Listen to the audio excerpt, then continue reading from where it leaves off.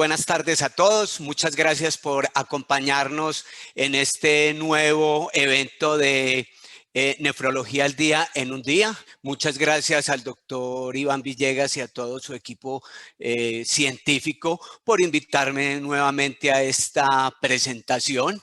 Mi nombre es Mauricio Uribe, soy médico internista nefrólogo, soy el coordinador del programa de posgrado de nefrología de la Universidad Pontificia Bolivariana, trabajo en el programa de protección renal de DaVita y como siempre es un gusto estar aquí.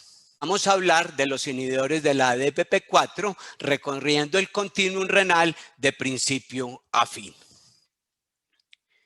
No tengo conflictos de intereses, esta charla está basada en la literatura disponible y los conceptos son propia responsabilidad, pese a que es una charla patrocinada por Boehringer Ingelheim. Este es el contenido al que vamos a recorrer a través de la presentación. Y entonces empezamos por recordar que la diabetes mellitus no solo es la causa más frecuente de la enfermedad renal crónica, sino que ella es la causa más importante de su progresión y de muchos desenlaces. Estos han sido dos viejos amigos, no sé si amigos o enemigos. La diabetes y la enfermedad renal crónica han recorrido el tiempo juntos, cargando cada uno sus riesgos y sus complicaciones. De aquí que han cambiado mucho los objetivos cuando enfocamos los pacientes. Una vez desde el principio, en el término de enfermedad renal, los objetivos se dirigían hacia retardar la progresión hacia el paciente a diálisis. Y desde el punto de vista de la diabetes, el objetivo era el control glucémico. Lo que se fue viendo fue que a través del tiempo, y especialmente cuando las dos enfermedades iban juntas, estos objetivos se iban perdiendo. ¿Por qué? Porque muchos de los pacientes fallecían. De ahí que los objetivos fueron cambiando desde el punto de vista renal a detener o retardar la progresión de la enfermedad renal a su estadio terminal, o de otro lado, que si el paciente llegaba a un requerimiento de terapia de sustitución renal, lo hiciera de una manera programada. Y desde el punto de vista glicémico, por supuesto, se sigue manteniendo el requerimiento del control glucémico, pero además un punto bien importante es evitar la hipoglicemia. Pero estos son objetivos generales y tal vez serían los mínimos frente a lo que hoy queremos, y es lograr reducir el riesgo cardiovascular, las comorbilidades de estos pacientes para que ellos vivan más. ¿Qué implica que la enfermedad renal progrese? La progresión de la enfermedad renal solita se va convirtiendo en un riesgo adicional para nuestro paciente, y a medida que va pasando de los estadios 3 a 4 y 4, el paciente va presentando más riesgos de hospitalización, va presentando más eventos cardiovasculares y más mortalidad. De ahí nuestra tabla de clasificación de riesgos en la tabla de Calor, donde vemos que mientras más avanzada está la enfermedad, más riesgo tiene el paciente de morir, de eventos cardiovasculares y por supuesto de iniciar diálisis. Y cuando los juntamos, para todo el mundo es claro en los nuevos riesgos cardiovasculares, nuestros pacientes con diabetes mellitus, que ya tienen algún compromiso de algo de órgano blanco o algún otro factor de riesgo mayor, y los pacientes con enfermedad renal crónica, especialmente en las etapas más avanzadas, serán clasificados como pacientes de muy alto riesgo. Y es ahí donde entonces tenemos que trabajar, porque se nos van juntando los riesgos cardiovasculares individuales para cada paciente, donde la misma diabetes mellitus, digo yo, se convierte en factor de riesgo para la misma. Y por eso es que todos estos factores de riesgo que son modificables, tanto para el paciente con enfermedad renal crónica, para el paciente con diabetes mellitus, los tenemos que juntar para lograr controlarlos y poder impactar realmente sobre los resultados de nuestros pacientes.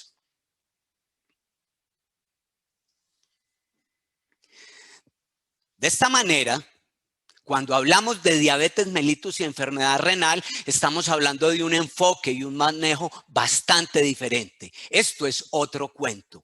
Y posiblemente en los enfoques que se venían dando no le estábamos apuntando a lo que era. Y por supuesto, entonces no estábamos obteniendo los resultados. Hablemos entonces de ese manejo diferente de la diabetes mellitus y la enfermedad renal crónica cuando vienen juntas. ¿Qué dicen las guías? Y tenemos una reciente publicación el año anterior de KDIGO, donde recorren un buen punto del manejo de esta enfermedad y dan sus recomendaciones. Y siendo nosotros una población distinta, el doctor Jorge Rico con su equipo, muchos de ellos presentadores en este simposio, el doctor Lopera, el doctor Montejo, el doctor Henao, lograron hacer una magnífica recopilación que nos va a permitir ir organizando nuestro punto de blanco para lograr atinarle a lo que realmente necesitamos para impactar mejor los desenlaces en nuestros pacientes. Cuando hablamos de diabetes y enfermedad renal crónica, por supuesto, el pilar del manejo va a estar en las modificaciones del estilo de vida. El ejercicio, el control nutricional, reducir de peso, suspender el tabaco, por supuesto el control de la hipertensión arterial, la dislipidemia y por supuesto el control glicémico, y hacia allá vamos a apuntar esta presentación. ¿Qué dicen las guías? Entonces, obviamente, luego de las modificaciones en el estilo de vida, se habla de una primera línea de tratamiento. Esta arranca con la metformina y como un punto de buena práctica, especialmente en los pacientes que ya están por encima de 30 mililitros por minuto, los inhibidores de la SGLT2 como el punto de arranque. Esto va a tener impactos no solo en los desenlaces desde el punto de vista glucémico, sino para su riesgo cardiovascular y renal. ¿Y cuáles son los pasos siguientes? ¿Hacia dónde nos dirigen las guías? Entonces, adicionar medicamentos si se requiere mayor control glucémico. Y para esto, entonces, ponen en primera línea los agonistas de los receptores GLP-1 como los preferidos y todos los demás en segunda, en tercera y cuarta línea. ¿Eso qué quiere decir? Que para el tema que vamos a tratar, los inhibidores de la DPP-4 se convierten en un medicamento de tercera línea. Desde este punto estaríamos hablando que me tocó bailar con la fea y hablar de un medicamento de tercera línea cuando tenemos estudios recientes, estudios tan bonitos en términos de riesgo cardiovascular para el paciente con diabetes y especialmente con diabetes y enfermedad renal, pero yo les voy a mostrar aquí que realmente no estoy hablando de un medicamento solo de tercera línea, no estoy bailando con la fea y tengo un medicamento que si lo conocemos bien, lo utilizamos bien, vamos a tener medicamentos que pueden ser de primera, segunda o tercera línea. Y ahí tenemos que apuntarle a lo que son y entender los conceptos de la guía de la práctica clínica y de la medicina basada en el paciente o la medicina de precisión. ¿Qué son las guías? ¿Qué es lo que acabamos de revisar de manera global? Mira a los pacientes de una manera general. Pero cuando nosotros le apuntamos a la medicina de precisión, esta tiene como objetivo personalizar la atención de cada uno de los pacientes en las decisiones y tratamientos. Desde este punto de vista, entonces vamos a ver que las mismas guías explícitamente nos dan una serie de factores que son los que nos van a dirigir hacia cuál es el medicamento que vamos a formular específicamente en segunda línea. Y si ustedes lo ven, reportado desde KDIGO, son una cantidad de factores que son lo que debemos tener en consideración cuando vamos a dar el siguiente paso en el manejo del paciente. ¿Qué es lo que se ha recomendado? Que en primera línea va la metformina. Luego, como un punto de buena práctica, está utilizar los SGLT2 los inhibidores de la SGLT2 Por supuesto, lo que se busca en la elección del tratamiento es obtener el mejor beneficio cardiovascular comprobado. Volvemos a nuestro círculo de decisiones y, por supuesto, cuando nosotros miramos los desenlaces reportados por los diferentes estudios frente a los miméticos de las incretinas o los inhibidores de la SGLT2, no hay ninguna duda de que ellos nos están impactando todos aquellos objetivos que tenemos frente al seguimiento de nuestro paciente. Hablemos entonces de los inhibidores de la DPP4, sus mecanismos de acción y algunos de los efectos clínicos para que los recordemos. En principio sabemos que el proceso frente a ellos empieza con la ingesta de alimentos y a través de la llegada de la carga de glucosa se van a liberar desde las células intestinales las llamadas incretinas. En este caso vamos a hablar en particular de la GLP-1. Ella tiene impacto sobre las células beta del páncreas con la secreción de insulina y amilina. A su vez, ellas van a tener impacto sobre la disminución en la GLP-1 va a tener impacto sobre las células beta del páncreas, donde va a incrementar la secreción de insulina y por ende pues va a impactar los niveles de insulina. Además, incrementa la secreción de amilina. Ambas, junto con la GLP-1 directamente, tienen impacto sobre la disminución en la secreción del glucagón y por tanto una medida antihiperglicémica. Todos ellos además afectan al reducir el vaciamiento gástrico, impactan la disminución en el apetito y todo ello se va a traducir en una disminución en el control glucémico. Problema, que la GLP-1 tiene una vida media muy corta una vez que la enzima DPP4 no la va a inactivar rápidamente, perdiéndose la funcionalidad de la misma. ¿Cómo intervienen entonces los inhibidores de la DPP4? En particular estos, entonces van a incrementar hasta en 2 y 3 veces las concentraciones de la GLP-1 activa y de ahí su efecto hipoglicemiante. ¿Cuáles son estos efectos de los inhibidores de la DPP4? Tienen un adecuado perfil de seguridad cardiovascular. Si bien ellos directamente no han mostrado un beneficio cardiovascular, no hay detrimento. Son seguros en los pacientes con enfermedad renal crónica y han mostrado algunos efectos de beneficio frente a la progresión. Son eficaces en la reducción de la glucosa, hay bajo riesgo de hipoglicemia, no tienen efectos sobre el peso corporal, se pueden administrar en cualquier momento del día, son bien tolerados y con pocas contraindicaciones. Cuando hablamos de la seguridad cardiovascular, podemos referirnos a los 4 grandes estudios donde nos muestran que si bien no hay un efecto benéfico directo frente al riesgo cardiovascular, no tenemos un efecto deleterio. Tal vez habrá una diferencia entre los diferentes miembros del grupo en términos del riesgo de hospitalización por falla cardíaca. Siendo neutro o mínimo para la sitagliptina y la linagliptina respectivamente. ¿Qué otros beneficios tienen estos productos? Son eficaces en la reducción de la glucosa, además de que brindan un manejo continuo del tratamiento, no solo como una monoterapia, sino como terapia dual o terapia triple. Si los miramos, la reducción de la glucosa en términos de hemoglobina glicosilada será similar para los diferentes miembros de esta familia. Sí tenemos que hacer referencia a algunas diferencias, particularmente con la linagliptina, que tiene una mayor potencia frente a la inhibición de la DPP4, que tiene más especificidad frente a la enzima, es mucho más selectiva. Y tal vez uno de los mejores beneficios para este producto es el hecho de que tiene la tasa de excreción renal más baja, permitiéndonos utilizarla a lo largo de toda la enfermedad renal, aún en sus etapas terminales. Desde la linagliptina, igualmente tenemos un estudio específico mostrándonos además que en términos de seguridad renal, este producto es beneficioso en el manejo de nuestro paciente.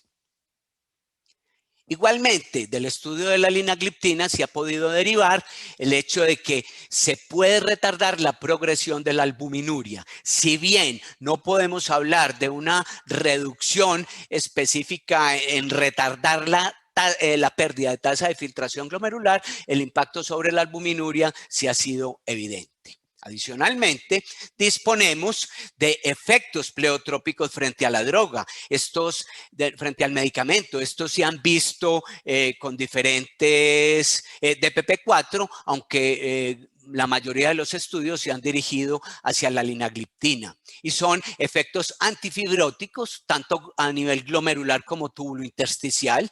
Actúan como agentes antioxidantes y antiinflamatorios vía la reducción de los productos finales de la glicosilación avanzada o la inhibición de la xantina oxidasa.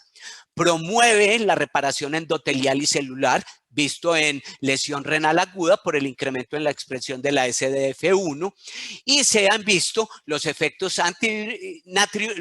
natriuréticos mediados por la inhibición de la NHE3, lo que favorece el manejo de la hipertensión en estos pacientes, comorbilidad no infrecuente en ellas.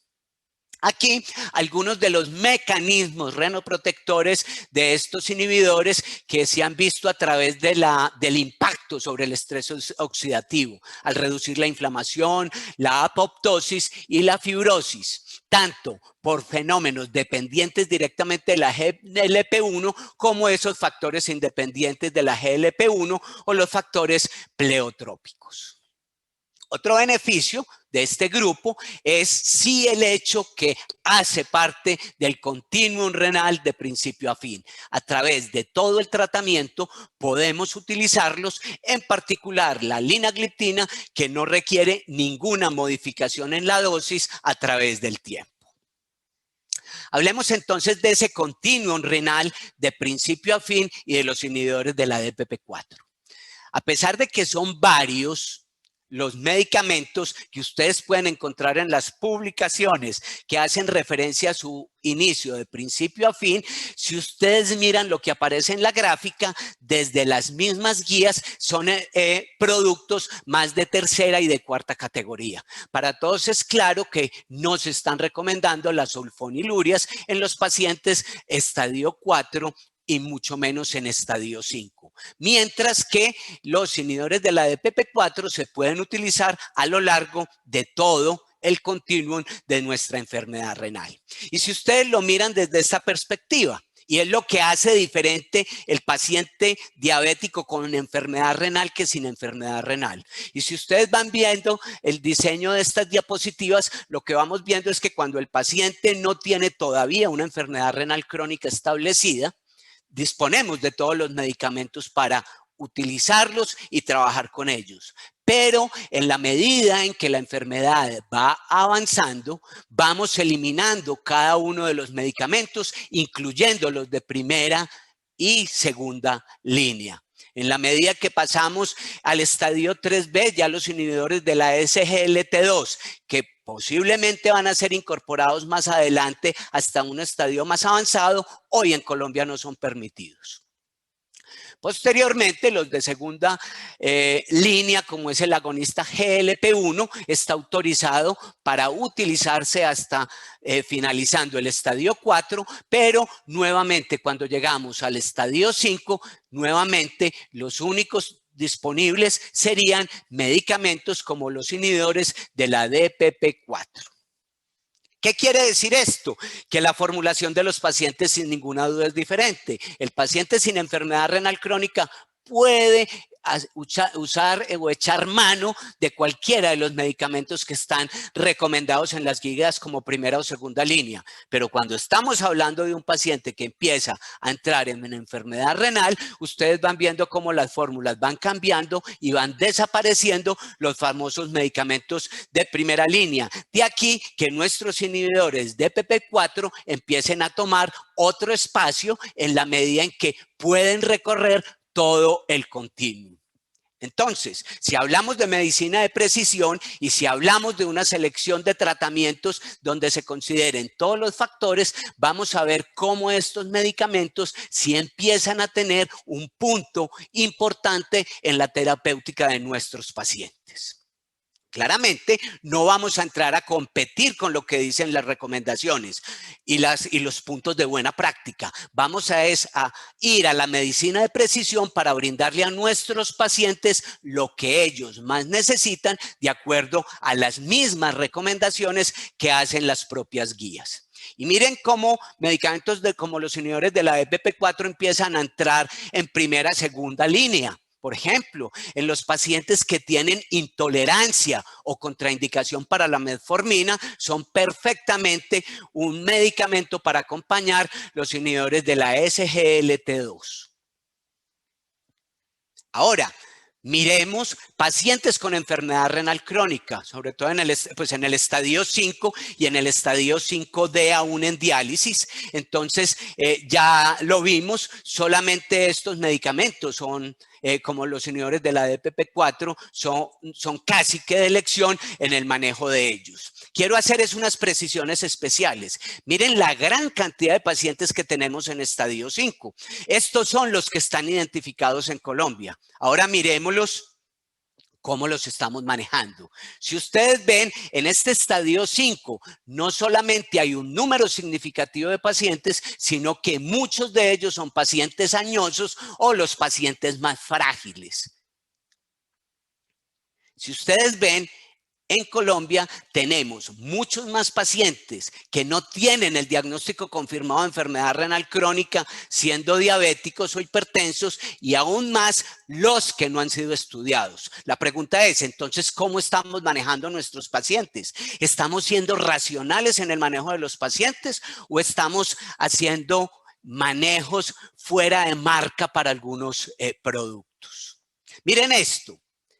Cuando nosotros miramos la prevalencia de pacientes en diálisis con enfermedad renal crónica, o sea, la parte más avanzada, mire dónde está Colombia, estamos por debajo de Chile. Esta es una enfermedad cosmopolita. El problema de que no tengamos más pacientes con enfermedad renal crónica no es que no los haya, es que no los hemos identificado. Y cuando miramos de dónde provienen estos pacientes y vemos que el 45% son pacientes diabéticos, entonces, ¿cómo estamos manejando estos pacientes diabéticos? Estamos siendo objetivos. Tenemos una población grande con enfermedad renal crónica avanzada que no está siendo identificada y que su manejo puede ser bien diferente al que hoy se le está dando. Sigamos para adelante, diferente a la enfermedad renal crónica. Tenemos medicamentos de segunda línea, y la preferencia está frente a los agonistas GLP-1, pero cuando tenemos intolerancia o tenemos contraindicaciones para ellos, en el estadio 3B o en el estadio 3A, tenemos los inhibidores de la DPP4 como la mejor alternativa para ocupar ese lugar en el manejo de nuestros pacientes. Vamos a mirar otros puntos de primera y segunda línea. Y aquí hablamos de la hipoglicemia o hablamos de aquellos pacientes donde sus controles glicémicos están casi a punto, donde necesitamos el centavo para el peso, donde adición de insulina puede ser muy agresiva y con mucho riesgo de hipoglicemia para un paciente. Tenemos los inhibidores de la DPP4 como una excelente alternativa. Y en hipoglicemia no nos podemos olvidar, cuando se miran las guías de decisión de objetivos en diabetes y en enfermedad renal, miren, tenemos una gran cantidad de pacientes con enfermedad renal avanzada, pacientes con severas complicaciones macrovasculares, pacientes con muchas comorbilidades, pacientes con cortas expectativas de vida. Pero si ustedes miran, 3 de estas hacen referencia a la hipoglicemia. Entonces necesitamos medicamentos con menor riesgo de hipoglicemia para estos grupos de pacientes. Y sin duda, ahí tenemos los inhibidores de la DPP4. Y recuerden que los pacientes con alto riesgo de hipoglicemia son muchos. Nuestros ancianos, pacientes con diabetes de muchos años, pacientes que tienen niveles bajos de glicemia o pacientes que tienen un horario errático en las comidas, las evitan o no las comen. Pacientes con ingesta de alcohol, por supuesto, los pacientes con enfermedad renal crónica, pacientes desnutridos con altos hábitos de ejercicio. O sea, son muchos los pacientes en riesgo de hipoglicemia y que siempre los tenemos que tener en la mente para intervenirlos adecuadamente. La hipoglicemia conlleva muchos riesgos para este paciente y si bien no se ha podido demostrar el deterioro cognitivo por ellos, sí sabemos que el deterioro cognitivo puede llevar a hipoglicemia, lo mismo que la demencia. Tiene mayor riesgo cardiovascular, brinda mayores tiempos de incapacidad para los pacientes y tienen mayores riesgos de caídas. Y si miramos las curvas, independiente de la enfermedad o si están trasplantados o si están en diálisis, los pacientes con hipoglicemia se mueren más. Entonces tenemos que trabajar con esto. Vamos a otros puntos. Tenemos los pacientes que están con niveles adecuados de peso o aquellos pacientes bajos de peso. Entonces, posiblemente algunas de los productos de segunda línea pueden impactar más el peso del paciente y los inhibidores de la DPP4 con su nivel neutro puede tener un impacto positivo frente a ellos. A pesar de que parezca raro, el hecho de evitar inyecciones. Yo creo que especialmente los que llevamos muchos más años en la práctica clínica sabemos que esto de la tripanofobia es una realidad. Y por algo las guías lo ponen explícitamente frente a aquellas personas que le tienen pánico a las agujas, sea a las jeringas o aún a los chuzones recurrentes para su control glucémico. ¿Cómo concluimos entonces esta presentación para llevar a la casa? Los inhibidores de la DPP4 son unos medicamentos con un adecuado perfil de seguridad cardiovascular y renal. Se pueden utilizar en el continuum del paciente con enfermedad renal en todos sus estadios. Son eficaces en la reducción de la glucosa, tienen bajo riesgo de hipoglicemia, no tienen efecto sobre el peso corporal, se pueden incorporar con los alimentos o fuera de ellos, siendo muy bien tolerados, con muy pocas contraindicaciones, además de que tienen algunos efectos antiinflamatorios, antioxidantes, antifibróticos, pueden participar en la reparación celular y endotelial, dándonos protección para el paciente con enfermedad renal.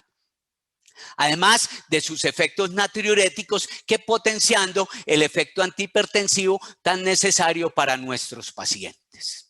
Desde aquí vemos entonces que los inhibidores de la DPP4 pueden ser medicamentos de primera línea en pacientes con contraindicaciones o intolerancia a la metformina, con contraindicaciones o intolerancia a los mecanismos de segunda línea, los agonistas GLP-1 en el estadio 3B y 4 y por supuesto para los pacientes con enfermedad renal 5 o 5D. Y son excelentes medicamentos de segunda línea en pacientes con contraindicaciones o intolerancia a la GLP-1 en el estadio 3A, en pacientes frágiles y con alto riesgo de hipoglicemia, no requieren una significativa reducción adicional en la hemoglobina glicosilada, aquellos pacientes que están relativamente bien controlados, en aquellos que tienen un peso controlado o por debajo de esto, y no nos olvidamos del paciente tripanofóbico. De esta manera, miren que son medicamentos que podemos ir incorporando al vademecum de nuestros pacientes a lo largo de todo el continuum. Que si la insulina bien lo puede acompañar igualmente, al final del tratamiento o al final de este continuo, esta tendrá que ser igualmente reducida y a veces suspendida. Mientras que los IDPP4, los inhibidores de la DPP4 pueden llegar hasta el final del tratamiento. Espero haber sido claro y haberles mostrado un producto que lo tenemos dentro de nuestro arsenal terapéutico y que conociendo los productos y utilizándolos adecuadamente serán de mucha utilidad. Muchas gracias.